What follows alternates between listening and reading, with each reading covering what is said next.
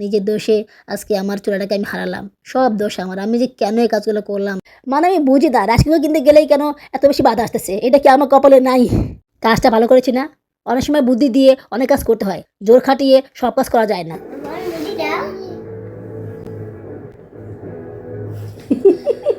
নিজে গায়ে বাসায় যাওয়ার পর দেখি অনেক সমস্যা। ফোন বন্ধ হয়ে যায়। টিকটক চালালেই ফোন বন্ধ হয়ে যায়। তারপরে একটু চার্জ কমে গেলে ফোন বন্ধ হয়ে যায়। বাচ্চারা যদি মাকে হেল্প করে না তাহলে মায়ের আর কোনো কাজ করা লাগে না। ওদেরকে দিয়েই মায়ের অনেক কাজ করা হয়ে যায়। মেয়ে মানুষের পেটের মধ্যে কথা রাখা যায় না। এটা আসলে সত্যি। একটা আপু খুব মাইন্ড করেছে। বলতেছে, "আপু তুমি সবার নাম বললা, আমার নাম বললা না।" এখন বলি, কেন এই চূড়াটা আমি হারালাম আমার দোষে। জানি না তার কথায় কী ছিল। আসলে আমি বুঝতে পারছি না যে তার কথা শুনে আমার এরকম কেন মনে হচ্ছে। বলে না, সুখে থাকলে ভূতে কিলায়। আমার ক্ষেত্রেও তাই ঘটেছে। উনি আমার সব কথা বিশ্বাস করলো, বুঝছো? তারপর উনি তারটা আমাকে ফিরিয়ে দিল। আসলে তোমার সাথে কথা বলা শুরু করলে শুধু বলতেই ইচ্ছে করে, বলতেই ইচ্ছে করে। থামার আর কোনো অবকাশ থাকে না।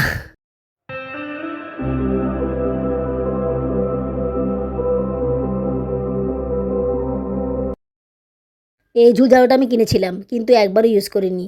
এটার পাশে মপটাও কিনেছিলাম, সেটাও একবারও ইউজ করিনি। বাবুরাবু একবার ইউজ করেছিল।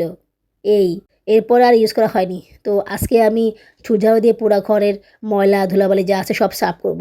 তারপরে এই মপ দিয়ে পুরো ঘরটা মুছে নিব। দেখি মপ দিয়ে ঘর মুছতে কেমন সাফ হয়। দেখেছো ঘরে কী অবস্থা? ঘর অনেক ময়লা হয়ে আছে। আসলে সাফ করলেই করা হয়, না করলে অনেক বেশি ময়লা হয়ে যায়। আসসালামু আলাইকুম। আমার চ্যানেল এবং পেজে তোমাদের সবাইকে স্বাগত জানাচ্ছি। তোমরা সবাই কেমন আছো? আশা করি আল্লাহর রহমতে ভালোই আছো।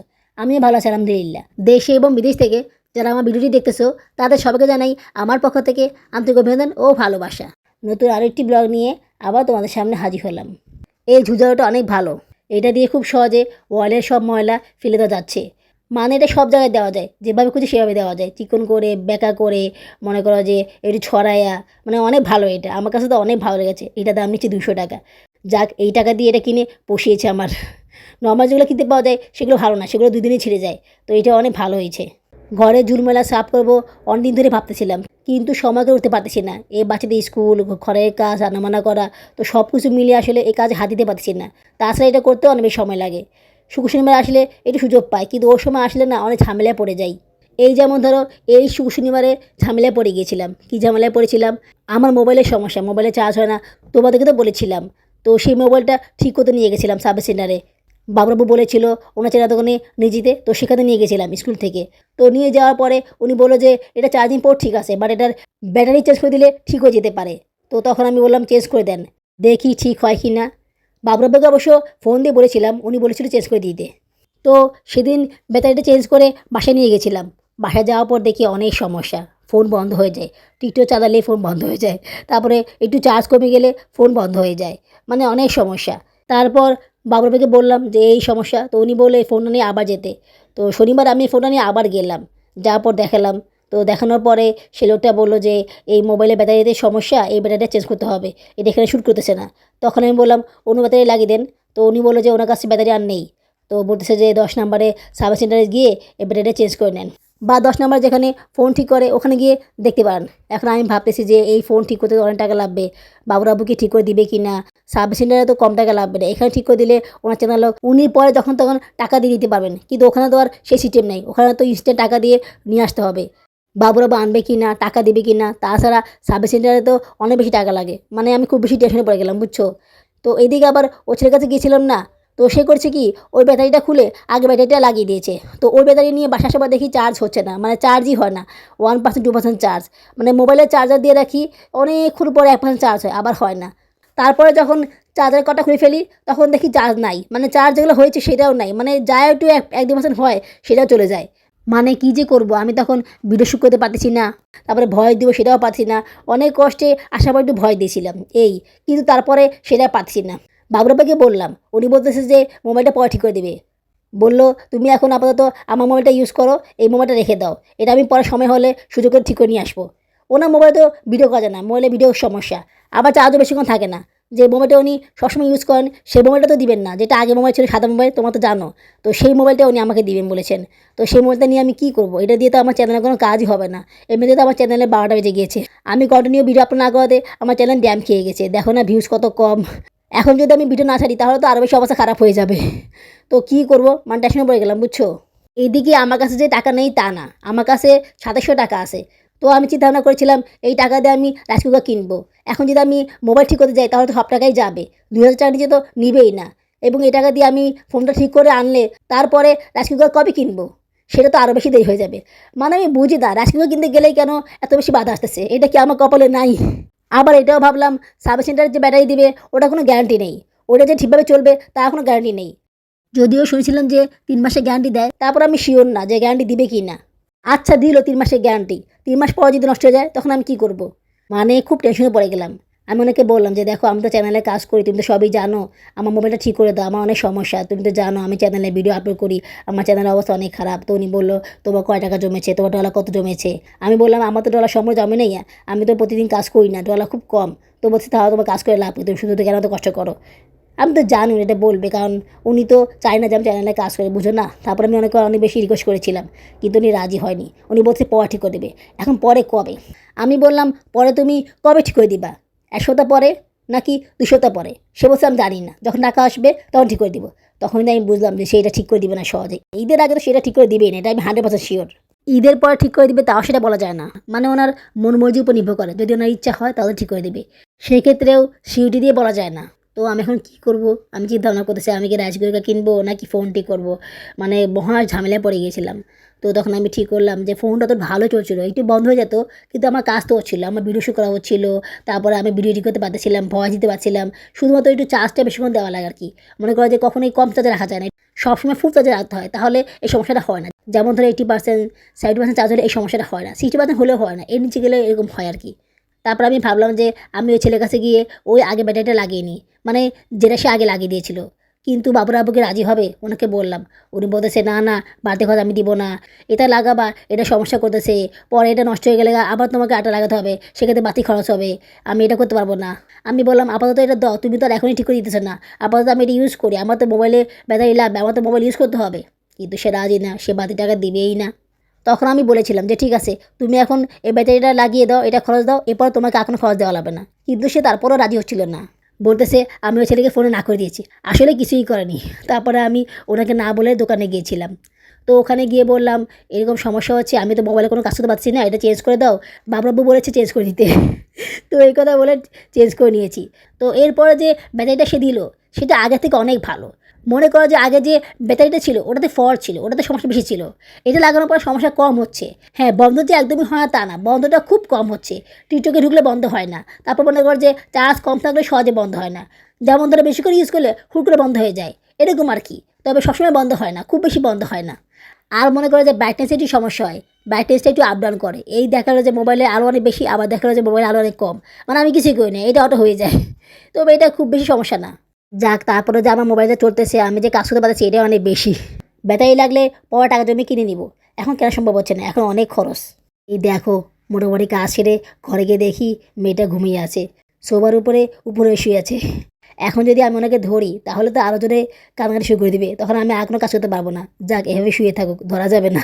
আর এই যে দেখো বড়টা শুয়ে আছে, ও কিন্তু ঘুমিয়ে আছে, চোখ মেলে শুয়ে আছে, আজকে দিলে চোখ বন্ধ করে দিবে। সারদা প্রায় সময় নিজে নিজে ঘুমিয়ে যায়, ওর অভ্যাস হয়ে গিয়েছে। আর এই রুমে সায়রা শুয়ে আছে, ওর একটু জ্বর তাই ও শুয়ে আছে, জাহাঙ্গে লেখাচ্ছি, ও লেখা লিখতেছে। এখন পর্যন্ত অর্ধেক কাজও শেষ হয়নি, ডাইনিং স্পেসটা সাফ করতে হবে, তারপর বিছানা ঝাড়তে হবে, ঘর ঝাড়ু দিতে হবে, এরপর আবার রান্নাও করে নিতে হবে, রান্নাও কিছু করা হয়নি, মানে কত যে প্যারা। তার মধ্যে আবার চুলা একটা, বুঝো তাহলে কেমন কষ্ট, এক চুলে সব কিছু করতে হবে।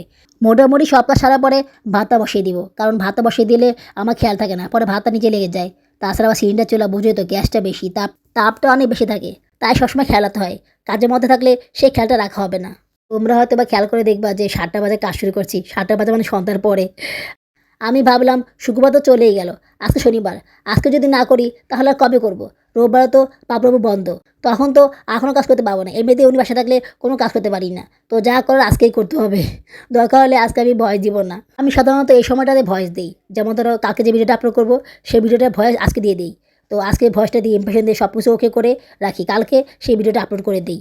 এছাড়া আর কোনো উপায় থাকে না, কারণ একদিনেই ভয়েস দিয়ে ইমপ্রেশন দিয়ে সব কিছু করে আপলোড করা সম্ভব হয় না, দেখা যায় যে তখন দেরি হয়ে যায়, এই কারণে একদিন আগে সে কাজটা করে রাখি। ভিডিও শ্যুট করতে গেলে কাজ করতে অনেক দেরি হয়ে যায়, এই কারণে আমি ভিডিও শ্যুট করা কাজ করতেছি না। সেই কাজটা আমি জায়ানকে দিয়ে দিয়েছি। ওকে বলতেছি আমি ওগুলো সাফ করতেছি, তুমি ভিডিও করো, তুমি ভিডিও করা শিখো। তোমরা ভিডিও করা শিখলে আমার অনেক উপকার হবে, আমার কষ্টটা কমে যাবে। তো এডিট করার সময় দেখলাম ভালোই করেছে। বাচ্চারা যদি মাকে হেল্প করে না, তাহলে মায়ের আর কোনো কাজ করা লাগে না। ওদেরকে দিয়েই মায়ের অনেক কাজ করা হয়ে যায়। যদি ওরা ছোটো অতটুকু করতে পারো, তারপরও যা করে আলহামদুলিল্লাহ। অনেক সময় বড়গুলো তো সেগুলো করে না, দেখি তো ভাবি বাচ্চাদেরকে। তো সেই প্রসঙ্গে আসি, মোবাইলটাতে আমি ঠিক করে নিয়ে আসলাম, বাবুবাকে বলিনি। পরবর্তীতে উনি বলতেছে কী ব্যাপার, তোমার সাথে মোবাইল আলাপ করতেছি, তোমার মোবাইলের না সমস্যা?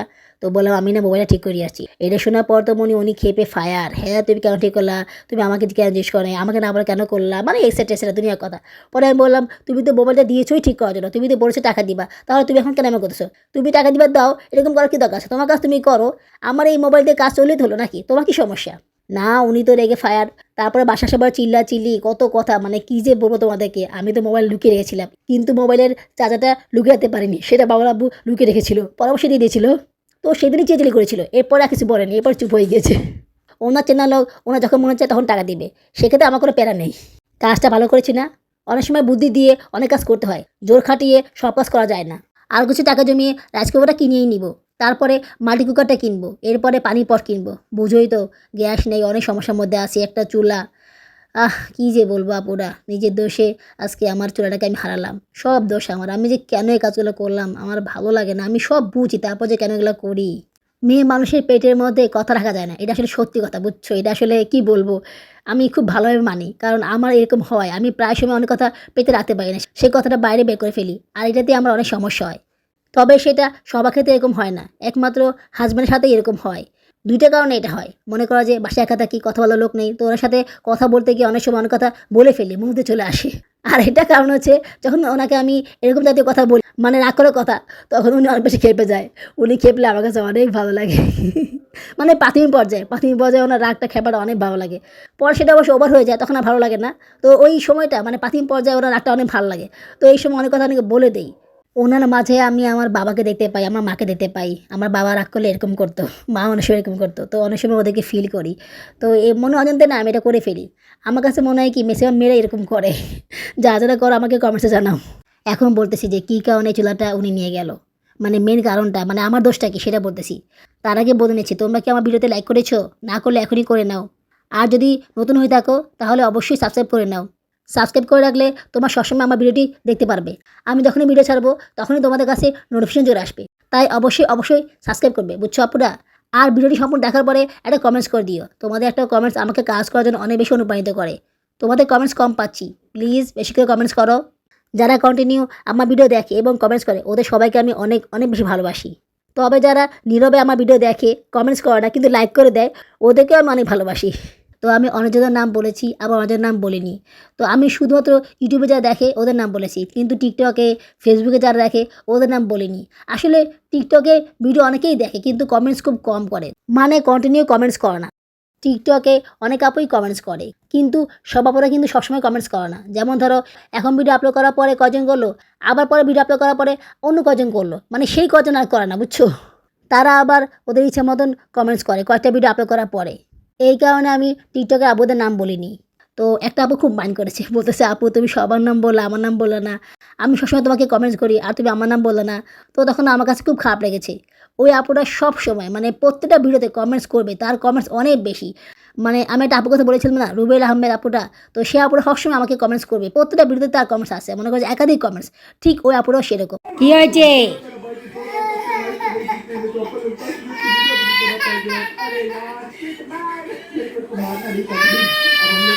বাবা, আমার কথা শুনে আরো কান্নারি। দেখলা ঘুম থেকে ওঠার পরে চুপ করে বসে টিভি দেখতেছিল, যেই আমাকে দেখেছে তার কি কান্না, কি ঢং করে সে কান্না করে, আল্লাহ দেখলে কি মায়া লাগে আমার কলিজা পাখিটা, আমার সোনা পাখিটা। সে আপুটার নাম হচ্ছে কাশফিয়া আহমেদ ফিদা। এই আপুটারও 4 বাচ্চা।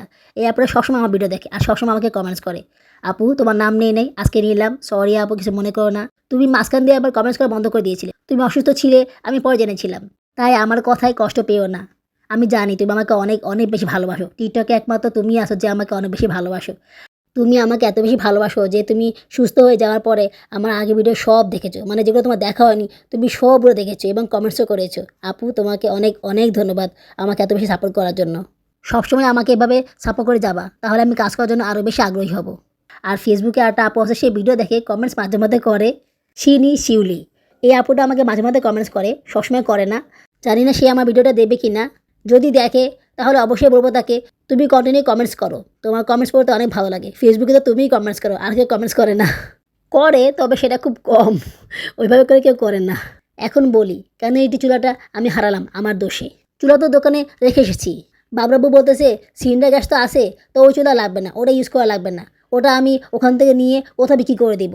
তখন আমি বললাম ঠিক আছে, তুমি ওটা বিক্রি করে দিও। ওই সময় কথা ফ্লোতে এটা বলে দিয়েছিলাম, এটা নিয়ে আর চিন্তাভাবনা করিনি। কিন্তু হঠাৎ করে একদিন স্কুল থেকে আসার পরে সিঁড়িতে ওঠার সময় চাতলে একটা মনের সাথে কথা হলো।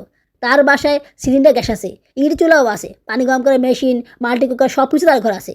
তো সে বলতেছে আমার ঘরে তো সব কিছু আছে। তখন আমি বললাম বিল বেশি আসে না? বলছে না, অত বেশি বিল আসে না, আমি সব কিছু মিলে ইউজ করি। গ্যাস থাকলে গ্যাস ইউজ করি, আর যখন গ্যাস থাকে না তখন সিলিন্ডার ইউজ করি বা ইট চুলা ইউজ করি। গ্যাসের জন্য বসে থাকি না, যখনই সময় হয় সবটা সেরে নেই। আসলে সব কিছুই লাগে, গ্যাস থাকে না তো এগুলো সব কিছুই লাগে, আমার কোনো সমস্যা হয় না।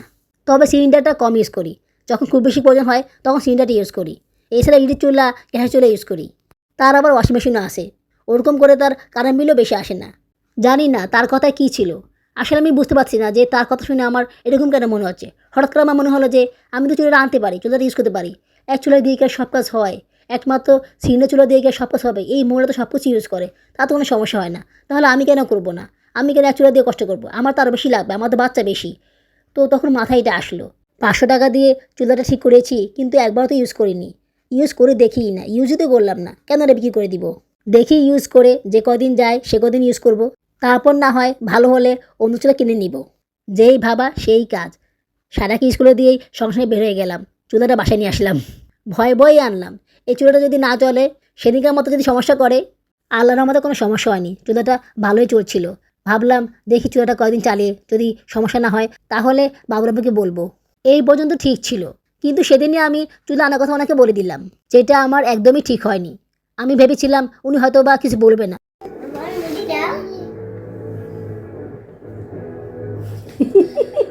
নিজে খেলায়, সাইলারে মুড়ি দেয় না, নিজে খেলায়।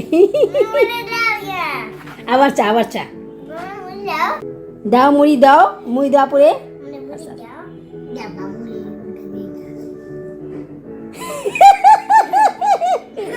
নিজে খাইলে মুড়ি দেয় না। দেখেছো আপুরা, জুলেনা কি দুইটামি করে, সায়রাকে মুড়ি দেয় না, নিজে খেয়ে ফেলে। এই কাজটা না ও কোথা থেকে শিখছে আমি জানি না। মানে ও যাই খায় না কেন, যদি কেউ চায় না ও তাকে দেয় না। যেই হোক, আমি হই, ওর বাবা হোক বা ওর বোন হোক বা ওর ভাই হোক, যেই চায় না কেন তাকে সে দেয় না। দেয় তো না, তাকে দেখে দেখে খায়। সারদার আবার এই স্বভাবটা নেই।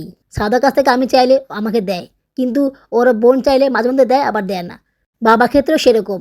কিন্তু সারা ছোটোকালে সবাইকেই দিয়েছিল, যা নেওয়ার সময় দিত না, কিন্তু সারা দিত। কি ভাবতেছো চুলাটা কিভাবে আসলো? আসলে এই ভিডিওটা আগে ভিডিও, এটা আমি আগে করে রেখেছিলাম, কিন্তু এডিট করা হয়নি, এই কারণে এই ভিডিওটা ছাড়া হয়নি। ও ভিডিওটা এডিট করা হয়েছিল, তাই ও ভিডিওটা আগে দিয়েছিলাম।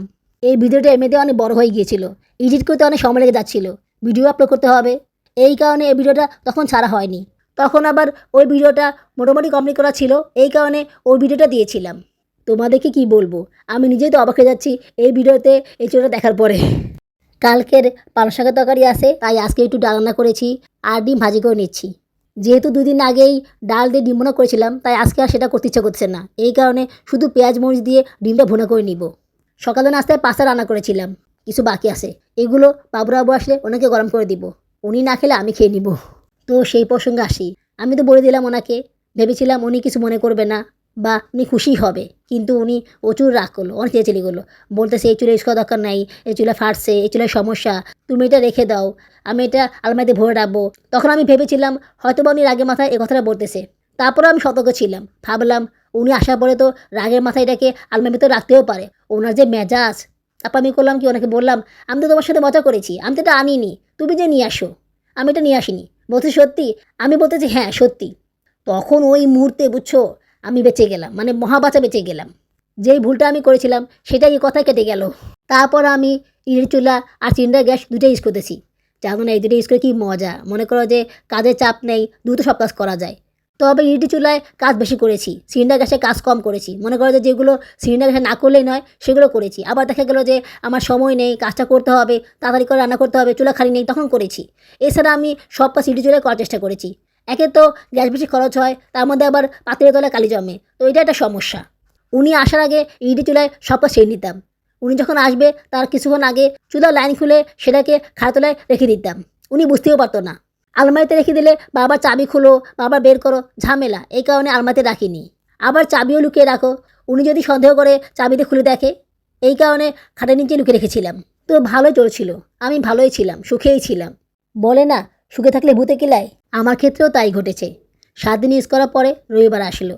আমি প্রায় সময় ওনাকে কথায় বলি যে আমি এই চুলা ইউজ করতেছি, 7 দিন ধরে ইউজ করতেছি, কোনো সমস্যা হচ্ছে না। পরে বলছি তুমি আনছো, আমি বলছি না আমি আনিনি, তোমার সাথে মজা করলাম। মানে এভাবে করে কয়েকবার বলার পরে ওনার মনে সন্দেহ হলো যে আসলে কি চুলা আমি এনেছি। তো উনি ওই দোকানে গিয়েছিল, গিয়ে অবশ্য ছেলেটাকে পাইনি। যাক, এটা আমার জন্য প্লাস পয়েন্ট। তো উনি আমাকে ফোন দিল যে এরকম তুমি কি চুলা আনছো, আমি তো ওখানে গিয়ে ছেলেটাকে পাইনি।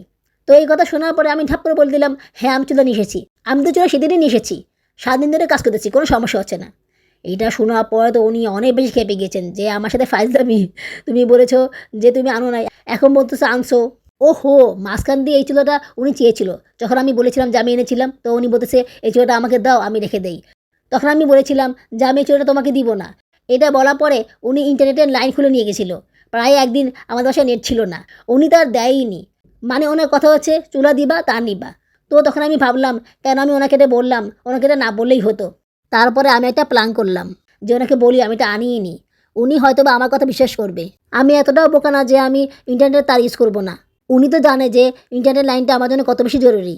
আসলে এভাবে করে বলে ওনাকে বুঝ দিয়েছিলাম, বুঝছো? কাজ হয়েছে। আমি বললাম তুমি কিভাবে ভাবতে পারলা যে এই চুলার জন্য আমি ইন্টারনেট লাইন ইউজ করবো না, মোবাইলে ইন্টারনেট ইউজ করবো না? এটা কি হয় বলো? আমি কি ইন্টারনেট ছাড়া থাকতে পারি? তুমি বলো, আমার তো ইন্টারনেট লাগেই, মোবাইল ছাড়া তো আমার চলেই না। উনি আমার সব কথা বিশ্বাস করলো, বুঝছো? তারপর উনি তারটা আমাকে ফিরিয়ে দিল। এত কিছু হয়ে গেল, তারপর আমার শিক্ষা হলো না, বুঝছো? ফোনের না হয় কথাটা টুপ করে বলে ফেললাম। তারপর তো আমি পারতাম চুলাটা লুকিয়ে রাখতে, আমি সেটা করিনি।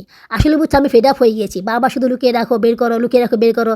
কী হয় এটা ইউজ করলে? উনি কেন এমন করে? উনি কেন বোঝে না যে সিলিন্ডারে গ্যাস বেশি খরচ হয়, খরচ বেশি হয়? একটু ফাটালে তো সমস্যা নেই, মানুষ তো ইউজ করে। এটা তো এমন না যে এটা ভেঙে গেছে, এটা ফাটা, এটা ইউজ করা যাবে। যে কদিন পার ইউজ করি, তুমি পর ঠিক করে দিও। না, উনি এটা ইউজ করতে দিবে না। ওনার কথা হচ্ছে একটা খরচ হচ্ছে একটাই ইউজ করো, ওইখানে বিল দেবো, আবার কারেন্টের বিল দেবো, এত বেশি বিল কেন দেবো? এখন আমি ওনাকে এই জিনিসটা বুঝতে পারছি না যে কারেন্টের বিল কম আসবে কিন্তু সিলিন্ডারের খরচ অনেক বেশি আসবে। প্রতি মাসে 2200 টাকা দেওয়া তো তোমার পক্ষে সম্ভব নয়। আর কারেন্ট বিল তো এমনিতেই বেশি আসে, 200-100 টাকা হয়তো বা বেশি আসলো, কী সমস্যা এতে? এভাবে করে ইউজ করলে প্রতি মাসে সিলিন্ডার গ্যাস লাগবে না। আমি তো জানি সিলিন্ডার গ্যাস কেমন লাগে, আগে ইউজ করেছিলাম। তাছাড়া দেশের বাড়িতেও সিলিন্ডার গ্যাস ইউজ করেছি, 1 মাসও যায়নি সিলিন্ডার শেষ হয়ে গিয়েছে। এখন তো দাম অনেক বেড়ে গিয়েছে। কিন্তু কে শুনে কার কথা? উনি ওনার কথাই আসে, উনি এটা ইউজ করতে দিবে না। যদি সমস্যা হয়, যদি আবার সাকিট পড়ে যায়, এটা কোনো কথা হইল? সবসময় কি এক ঘটনা ঘটে? অনেক সময় তো সেটা নাও ঘটতে পারে। এভাবে কেন বলতেছো তুমি? আপুরা, আজকেও ব্লগটা শেষ হয়ে গেল। এত বড় ব্লগ ভিডিও করলাম, তাও কথা শেষ হলো না, কথা রয়েই গেল। আসলে তোমার সাথে কথা বলা শুরু করলে শুধু বলতেই ইচ্ছে করে, বলতেই ইচ্ছে করে, থামার আর কোনো অবকাশ থাকে না। যাই হোক, আগামী ব্লগে সব কিছু শেয়ার করবো। ব্লগে প্রথমে বলে দিব, এইভাবে করে মাঝখান দিয়ে বা পরে বলবো না। মেইন কথাগুলো আগে বলে নেওয়াই ভালো, না হলে পরে সমস্যা হয়ে যায়। আজকে আর ঘর মুছবো না, সকালে মুছবো। এখন ঘর মুছতে গেলে অনেক দেরি হয়ে যাবে, বাবুর আব্বু চলে আসবে। সব কাজ শেষ করে একটু আরাম করে বসলাম। কাজে ফাঁকে সময় যে কীভাবে চলে যায় টেরই পাওয়া যায় না। আগামী ব্লগে দেখা হবে। আল্লাহ হাফেজ।